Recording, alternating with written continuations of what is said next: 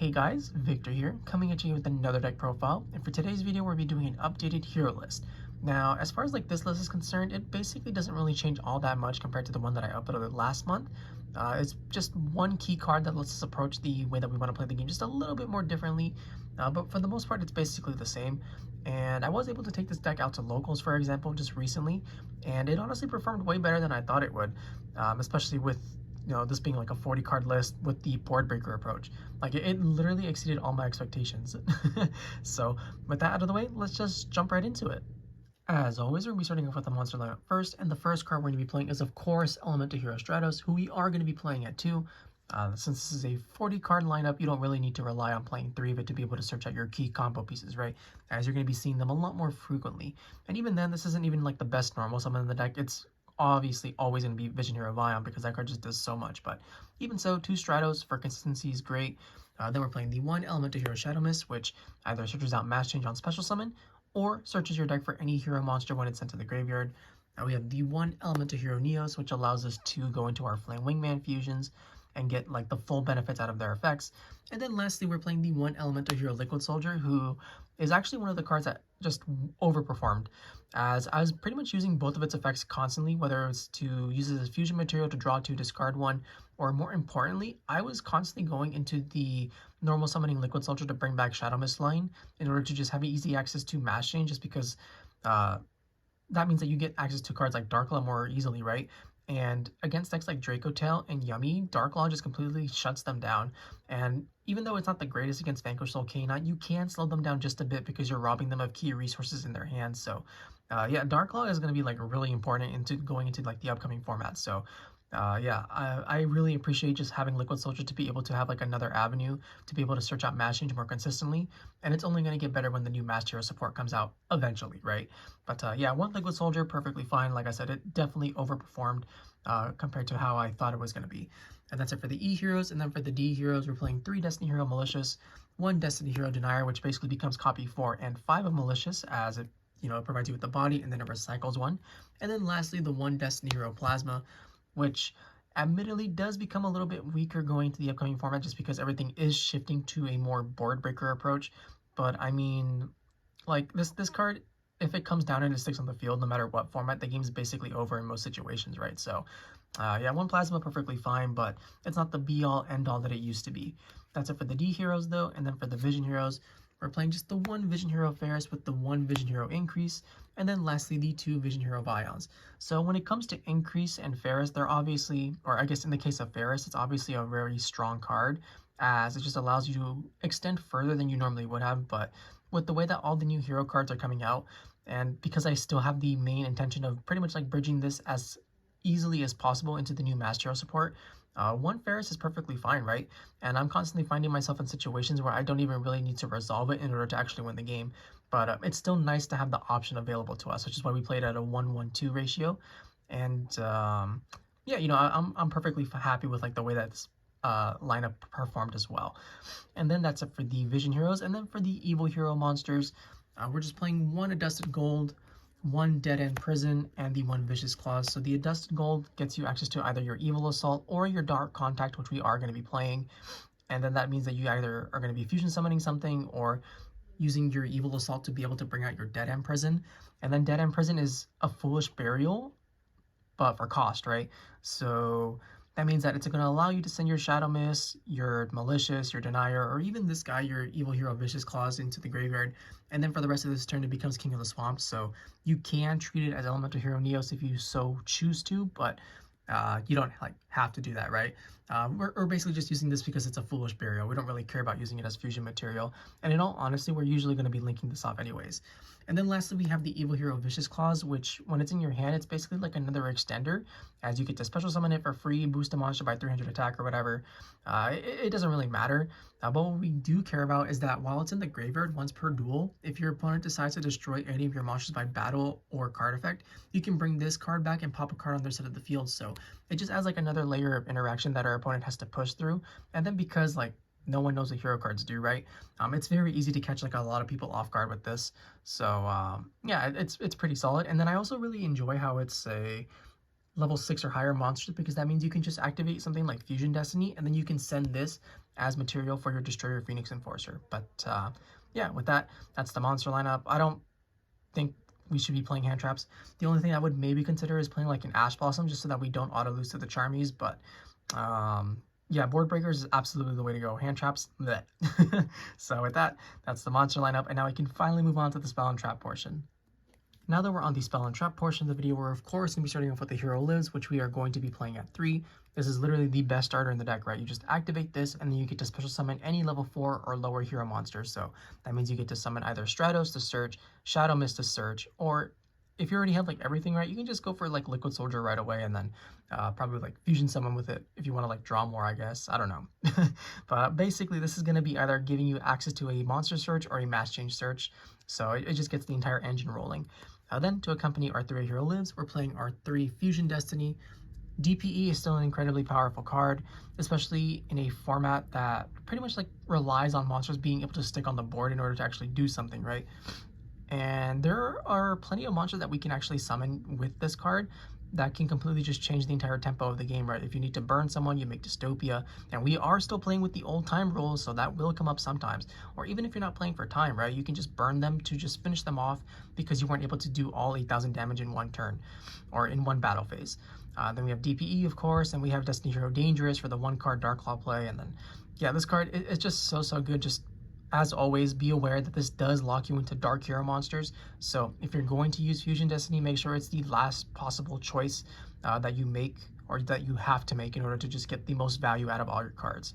And then for the board breakers, we're playing 3 Foribidden Droplet just to be able to negate our opponent's monsters. And then more importantly, we're playing 3 Book of Eclipse. Now this card was the absolute MVP and pretty much just allowed me to break so many boards that I had no business going up against, right? Just because it doesn't target, it Book of Moons everything. So even if they have like chainables, right? Say you're playing against K9 and they activate their rank up spell or whatever, it'll still book that. And then they literally just can't do anything as you just continue to play through your board. Same goes for like the Vanquish Soul portion of the list. It doesn't book links, unfortunately, so there are certain times where you go up against decks and this card just doesn't do anything, but for the most part, like this card just does so much that it definitely warrants a staple 3 of in at least this deck, in my opinion. That's it for the 3 ofs though. And then for the 2 ofs, we have our 2 mass change to be able to access Dark Claw more consistently. We're playing 2 Polymerization just because I want to have like a little bit more resilience to my opponent's cards, because just because we're not playing hand traps doesn't mean the opponent isn't playing hand traps, right? And by playing 2 poly, that means that we can be a little bit more flexible with our plays, and we don't necessarily always have to like commit exactly to just like one monster or whatever. And we are still going to be playing the Guardian Chimera as well, which means that we're going to be able to catch a lot of people off guard, just because people just don't see it coming, right? And then because we're using poly to make it, it becomes untargetable, and you get to draw more cards, pop cards, and it's just a really good time. That's it for the 2 ofs though. And then for the 1 ofs, we're only going to be playing 1 Evil Assault this time. This is basically the main change that I made, and I figured after playtesting with the deck that obviously this is a fantastic starter, right? You get to discard a card and then special summon either your, I mean, it's pretty much just always going to be special summoning Dead End Prison. But the more that I played, the more that I found that this card is never going to be resolving more than once. And after it's resolved once, you've either already won the game or you've lost the game. So I might as well just like cut the extra copies and just play the 1 card instead. And honestly, I think it works fine. And then as for what we replaced the other card with, we're playing 1 Dark Contact just so that we can be able to basically summon out more evil hero fusions and just have like a wider variety for the type of extra deck monsters that we can play. That's it for that. And then for the other 1-ofs, we're playing the 1-of Miracle Fusion to be able to summon out our hero monsters, of course. 1 Foolish Burial, and this is basically going to be our copy of Rhoda or E-Call, but we're playing Foolish Burial instead just because it gives us access to way more monsters than we normally would, right? Because if you play E-Call, you're basically only ever searching out Stratos, maybe Liquid or Neos, but it's basically always going to be Stratos. And if you're playing Rhoda, you're just bumping that up a couple more with options in Vyon or Denier. But when it comes to Foolish Burial, this one allows you to access your Shadow Mist still. You can access your Viscious Claws. If you play it, you can also access your Sinister Necrom, which I don't care for bricks like that, but if you do want to play that, you can. You can also send Malicious, Denier, whatever, right? So this one is pretty much like the best card that allows you to have the most value out of whatever you send. And then just to be able to try and prevent some hand traps, we're playing the 1 Call by the Grave as well as the 1 Triple Tactics Talent. That's it for the spell lineup. And then for the traps, we're just playing the 1 Favorite Contact to be able to search off of our Flame Wingman. And then More often than not, this is going to be used to be able to special summon out our Shiny Neos Wingman just to blow up our opponent's entire board and prevent them from being able to overcome ours. So, with that, that's the spell and trap lineup, and the main deck as a whole should be 40 cards like always, and now we can finally move on to the extra deck.